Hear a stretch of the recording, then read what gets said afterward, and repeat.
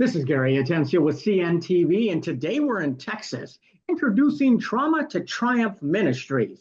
This nonprofit is a multifaceted outreach and resource for rescued victims from human trafficking to the children and families within their community. I'm joined here with the founder, CEO, and author, Monica. Thanks so much for joining us here today. Glad to be here. I'm going to start off a little bit about yourself. Quite honestly, before this chapter began of your life, when you're starting nonprofits and helping people, share with us a little bit, what was your life like growing up as a child? Was there always things that was there a passion to help people? Were animals part of your upbringing? Take us back to childhood there. Let me see, I was born one of four kids to British parents. I was born in Accra, Ghana, Africa, West Africa. My dad had something to do with the government, the Boy Scouts, and he was a journalist for newspapers and magazines in Britain. He decided when they went back to Britain before I was born, I'm the eldest, that he put a caravan together, and it was called the Globetrotters. And his idea was to travel the world and write all these neat stories. And he did.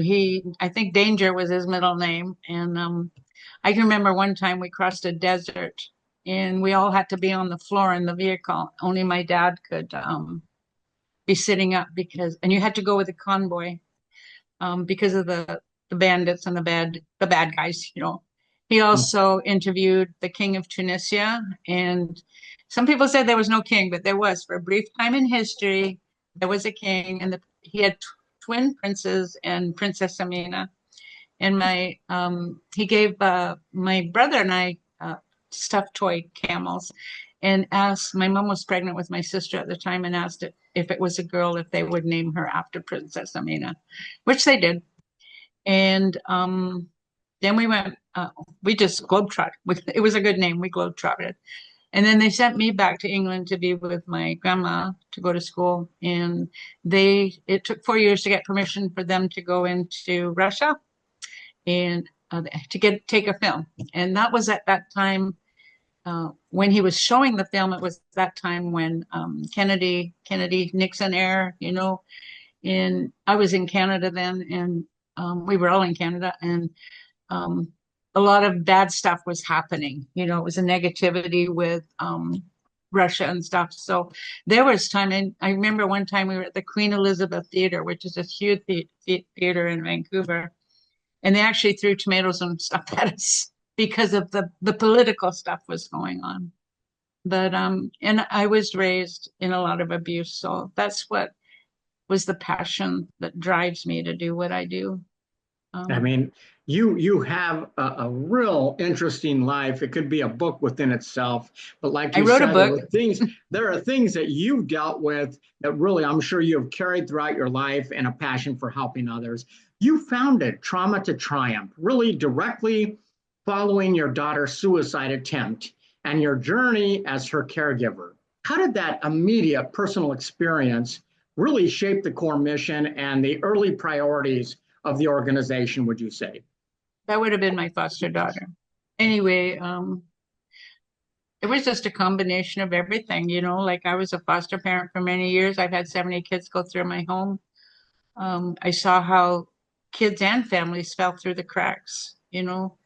I always used to say that, you know, like, the very system that is set up to protect the kids is the one that harms them.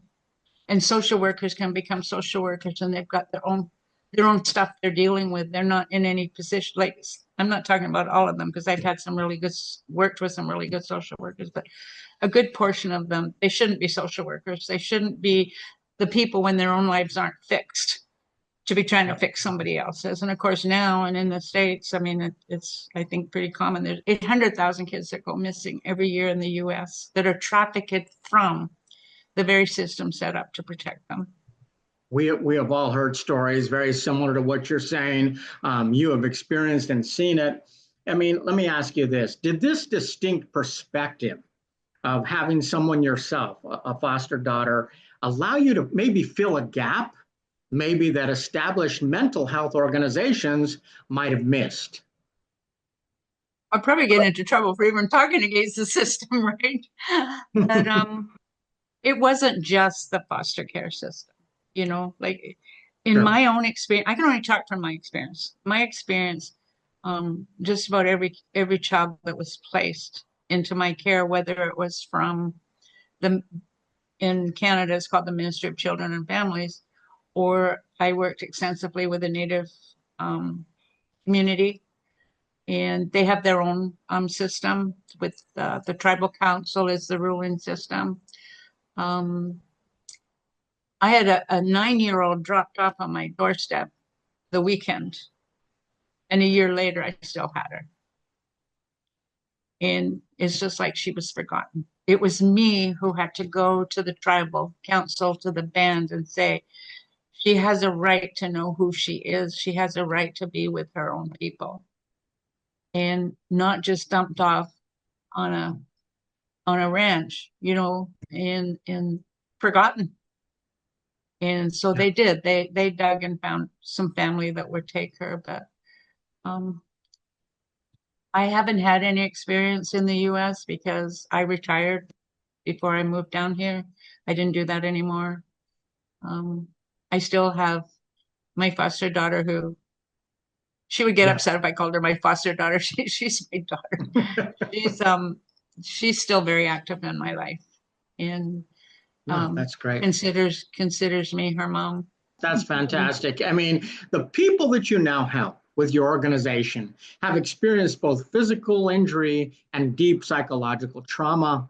With your understanding of trauma-informed care, I would imagine, is it important to ensure that your grant application for being able to help people um, and these resources, these processes, are they designed to be as non-traumatizing maybe and supportive as possible so that people don't have to relive everything, but yet at the same time, they have to let you know what they're experiencing to see if they're a good fit for your organization? I think kids are so wounded.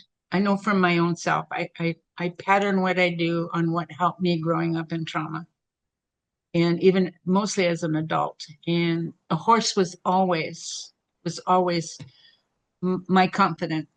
I would go and get my horse, and I would just grab her mane and put a halter on her, and grab her mane, and we'd go for a ride.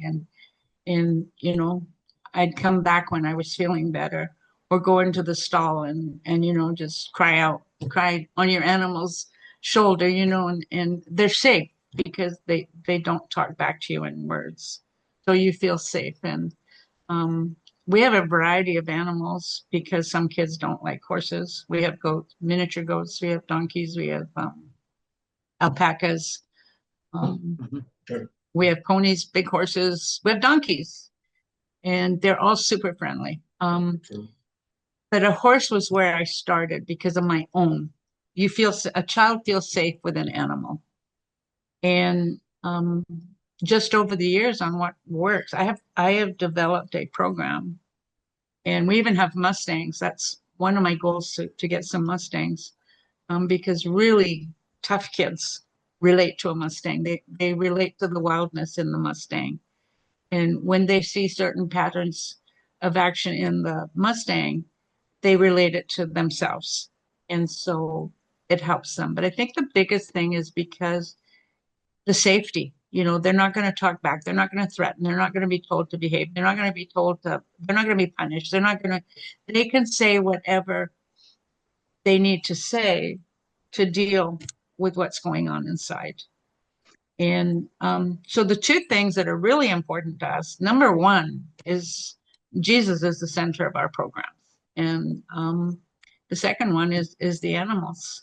And I think with the combination of that, we do outreaches now, but my vision is to have a residential program where kids and families can come.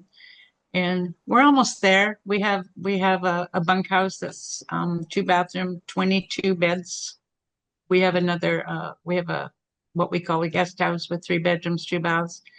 We've got a humongous barn that we've converted into like a entertainment center. We've got almost movie size screen that we built on the wall. We've got a small stage for the kids and we got another stage. We just did a barn dance fundraiser not too long ago, and the stage held a full band. We've just purchased a stagecoach, not a stagecoach, hang on, chuck wagon, an antique chuck wagon, and we're actually going to an Amish sale tomorrow to see if we can get a team of horses to pull it. And just things that we can do to, like take hay rides, and the chuck wagon is fully functional to cook from, including the big pot, the point. Yes. And yeah, so there's lots of plans for raising funds because we don't have any grants. We've got somebody, our ranch manager, who's going to write a grant for us. But we don't have a lot of donations. I've never had time to go out and develop that side of it. So most of the time I have funded it. Anyway, it would be nice to raise more money to enclose the barn more, to make it more climate controlled. Yeah, I mean, this concept, first of all, the ministry itself, in the past, you provided scholarship, education programs, scholarships to help survivors. Is this still a part of what you do? And how did the ranch part of it really kind of expand your vision, would you say, to include more of the animals and more of a faith-based approach?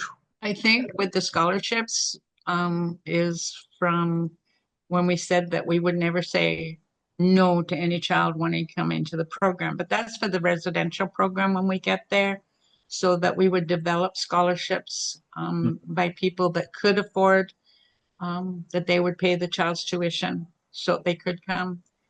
Because our heart's desire really is not to say no to anybody.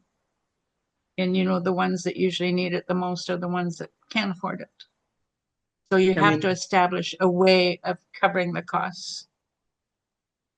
Yes, I mean, many costs of what you're doing is really monumental. I mean, I imagine even choosing who gets awarded scholarships is difficult.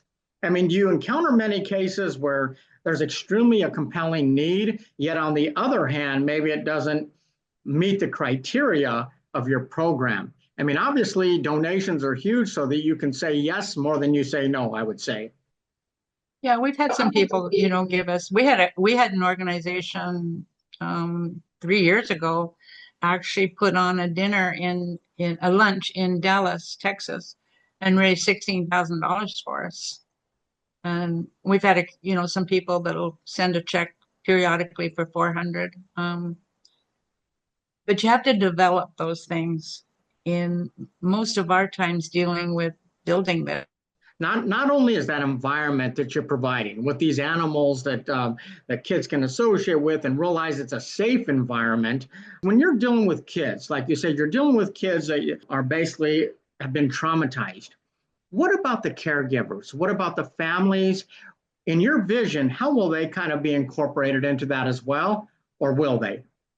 No, that I think the families are a very important part of it. And in the vision, when it's up and running, we would have a place for the families that there's some families that can never be put back together because of the violence and things that happen. But for the ones that can be put back together, they need to go through their own programs alongside their kids, with maybe meeting once a week for an activity or a counseling session. Because what happens in the system now is they all get tore apart. And then I'm talking about the system I was raised in with the foster care system in Canada. They get tore apart. So they come in and they take the kids out of the home for whatever reason, and they put them in foster care. If it's a big family, then the kids get split, unless you're a foster home like I was that will take the whole family. But there's not many that will take the whole family. But then they give this list to the natural family that you got to do this, and all of this before you can even think about getting your kids back. Like a family I almost adopted, their mom was in a abusive relationship and there was drugs involved. Well, she had 3 kids. So she had an old car. Well, the law there was you had to have seatbelts for every child. Well, the newer vehicles, they automatically put them in, but the old vehicles, they didn't have them. So you had to take them to somebody that put them in to the tune of $100. So that's 3 seatbelts because they were all under the size and age that was required by law to have these seatbelts. She can't afford that. So what happens? She gets on a bus and she goes to each separate, because they were in 3 separate foster homes. This is before I got them. And how long is she going to keep that up? And then she's got to go to school. She's got to go to counseling classes. She's got to get all this stuff done. And yet on the other side of that is those of us that are providing the care for these kids. We get paid to look after these kids. So I used to say, why don't you take that money and put care in the home? That's the ideal thing, is put care in the home and teach this mother and father, if there's a father, how to parent and come alongside them instead of ripping this family apart and setting them up for failure. That's what it is. It's setting them up for failure. Because sooner or later, they can't keep up this pace. And then the longer they're away from their kids, they get into some kind of, they're not used to having their kids. And then it evolves into, I can't have my kids because I can't look after them because I'm not used to having kids anymore. Not only is it not sustainable, but the end solution is not what we want. I mean, nope. What you're talking about is actually taking those same resources, same money, and putting it back into the family itself. And she doesn't have to keep this endless cycle going, which is not helping her family at all. I mean, for you, your organization aims to provide lifelong friendships, mentorship, advocacy opportunities. All of these things are things that you're hoping to put out there. Do you think many of the Trauma to Triumph community, will they transition back in from being beneficiaries to maybe active advocates as well? That would be the goal, wouldn't it? That's the goal, is pass it on, so to speak, right?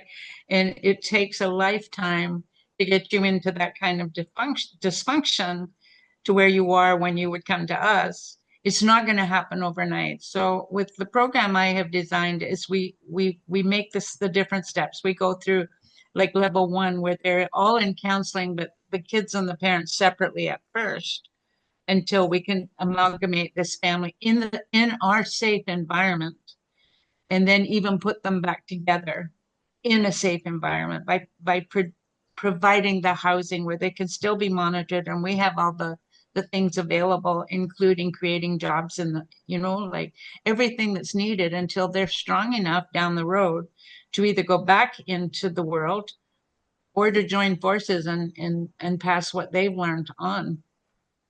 Yes.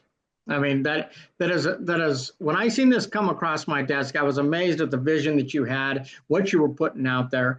My goal really is to just communicate to the public what this is, and hopefully they can come to the plate and help as well. I mean, we're talking donations, volunteering, whatever it may be.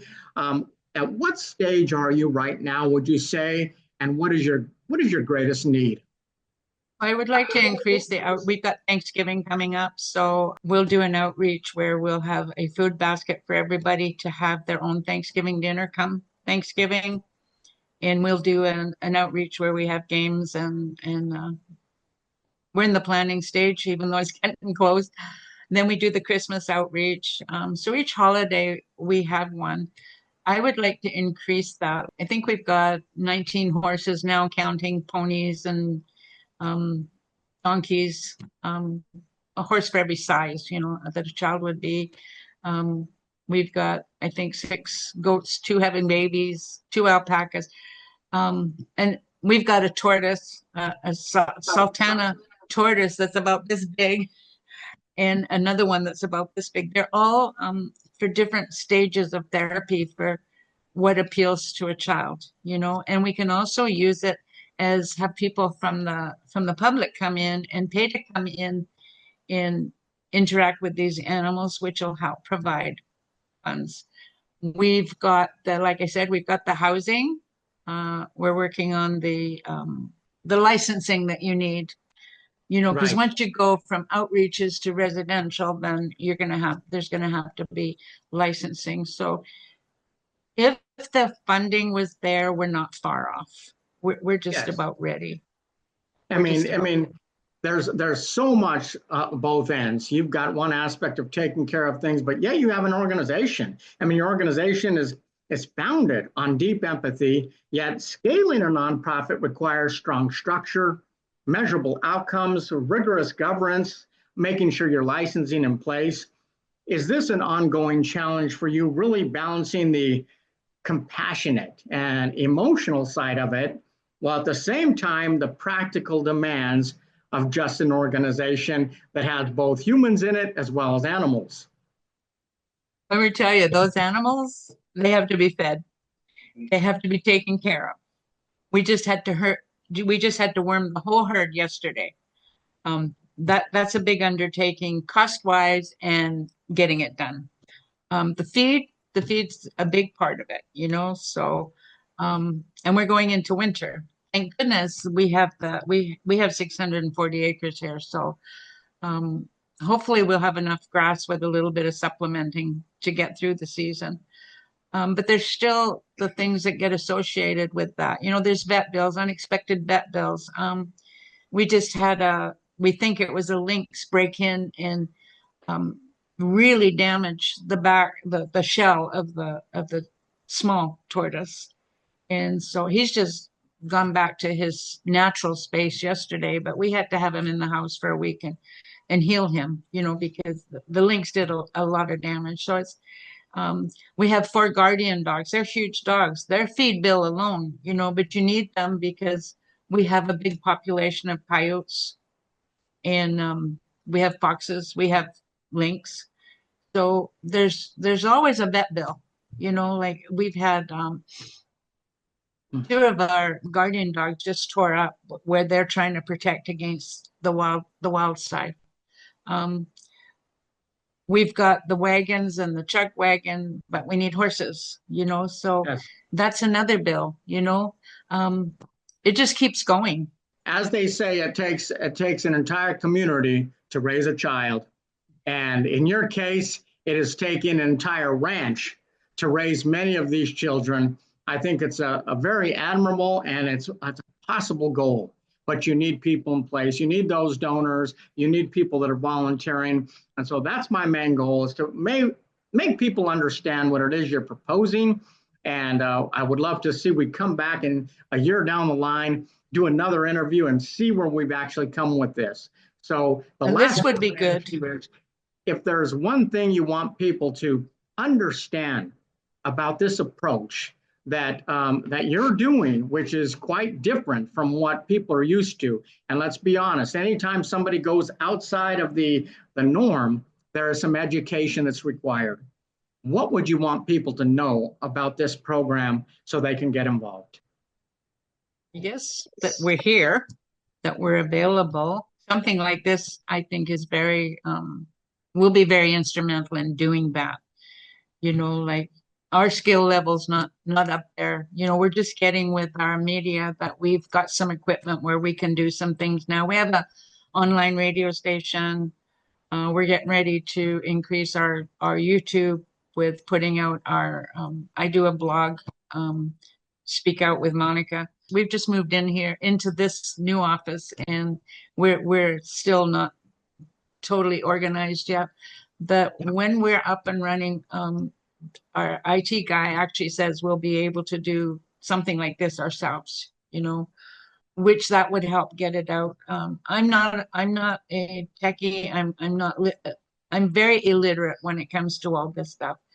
And Right. I had to have um, one is here in the background just in case something went wrong with the technology, so he could bail me out, you know. And he had to set this whole thing up, and he's instrumental because he knows animals, he knows all the things. So without him, I don't know how we would do it. You know, it was him that did it with a friend Tommy who came and wormed the horses yesterday. So I want to end it by saying, quite honestly, if the why is big enough, the how will happen. And your why is big enough, your heart is in it, and you're surrounding yourself with people who are going to take care of all the other pieces that are moving. And it's been an honor to introduce this to our audience. In the future, you're going to be sharing on social media, but I have a platform that I have thousands of people who can see this. And really, I just want to put a little light on your organization so people realize how they can get involved. Viewers, let's take a look at the bottom of the screen right there. And what you're going to see is their website. On the website, you can learn a lot more of what they're doing out there. I mean, obviously, there are things that are happening right now, and obviously vision for the future. Their website, basically, the address is right on the bottom of the screen, and that will direct you to their team, their social media. And so if you are an individual who wants to donate to any part of this, you can right there on the site. If you're an organization that maybe thinks they would love to sponsor any portion of this, obviously it's needed. I mean, it takes a village to raise a child, and this is an organization that is doing that literally right on the ranch. As they say, a voice to the voiceless is what they're providing. This is Gary Atencio with CNTV, and if you don't know, now you know.